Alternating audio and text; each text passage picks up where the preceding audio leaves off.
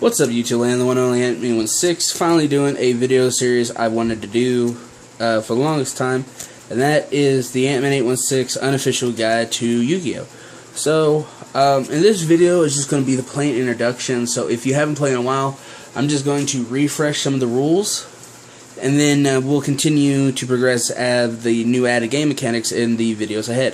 This is just going to be a video series that I've been wanting to do for a while, so let's get into it. So we're going to talk about the main deck. Main deck's 40 cards, and you can build it however you want, and it has to be minimum 40.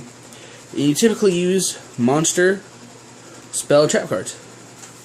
So I chose to show off the Elemental Hero deck that I run, because it has a lot of the basic samples of just the original Yu-Gi-Oh!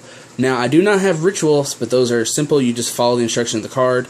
You must have ritual monster and ritual spell in hand most of the case, and then you have to just do what the card says. That's important. Yu-Gi-Oh! You have to do what the card says. So, still same thing where you have 5 monster zone, 5 spell and trap zones, 5 up here, 5 spell trap down here. If they're filled up for any reason, you cannot play another one until you get an empty space. So, quick with the monsters, one thing I'm going to show is you would just normal summon them. Level 4 or lower can be summoned. If it was a level 5 or 6, you would need 1 tribute. At level 7 or higher, it would need 2 tributes unless stated otherwise. Typically, when you get higher than 8, they need 3 tributes to activate effects and everything like that. So, luckily, Elemental Hero Neo's Alias is a level 4 that can just be summoned. Random tidbit, this is actually what's called a Gemini monster that you summon as a normal, and then you can resummon it to gain an effect. There's a whole series of Geminis. You can always check that out. YGO-card.com. They have a database where you can look up a lot of different cards and everything like that. And so we're going to move on to the spell traps. So traps are going to get out the way. You set them, and you have to wait a turn unless you play cards that state otherwise. Spell cards, if they are normal spell cards, you can set and then play it. You can. Don't let no one juice you. Or you can just play it and then outright. Case in point, this is the emergency call. You play this to add 1 hero from your deck to your hand. So you would add Bobaman, or this case in point. Cards you do not want to use, the cards that you don't want to set unless you plan on using them, next turn is cards like Mass Change, which is a quick play spell card. For example, in this case, in the Elemental Hero deck, you would summon Bubbleman. You would then play Mass Change on it to get out something like Mass Hero Acid. That is a fusion monster that can only be special summoned by Mass Change.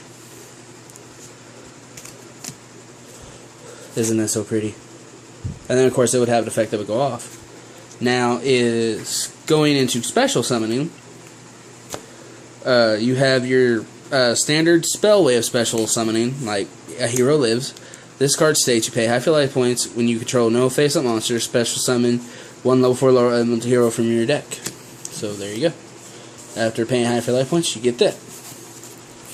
Now, this one also has a built-in effect that if it's the only card in your hand, you can just special summon it, and if it's the only card filled, you can draw 2 cards. Pretty handy. And also, tidbit about Bubbleman, it was designed to look like Batman. That's why you see the helmet right there, the crow. So, fusion summoning. Yes, fusion summoning is a thing. When fusion summoning was first introduced, you would use cards like Polymerization to send 2 monsters on a required fusion summoning list.